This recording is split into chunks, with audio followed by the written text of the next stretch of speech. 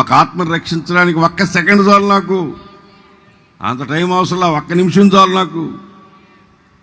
ఈ మధ్య కలెక్టర్ ఆఫీసులో వాకింగ్ చెప్పమన్నారు, కలెక్టర్ గారు కూర్చున్నారు, అందరూ కూర్చున్నారు.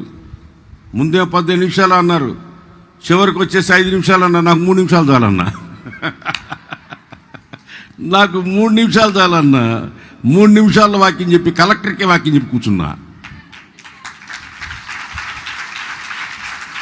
యేసు ప్రభు సర్వలోక పాప పరిహార్థమై ఈ లోకానికి వచ్చాడు. కలెక్టర్ గారు నీ కొరకు కూడా వచ్చాడని చెప్పిన. 3 నిమిషాలు చాలు డైరెక్ట్గా చెప్పడానికి.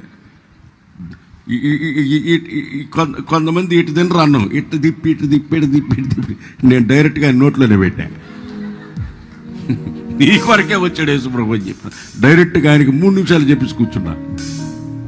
కలెక్టర్ గారు ఇంతమంది ఇంతంత గంటలు చెప్పారు, నాకు ఆ ఫాస్ట్గా చెప్పింది బాగా నచ్చింది అన్నాడు.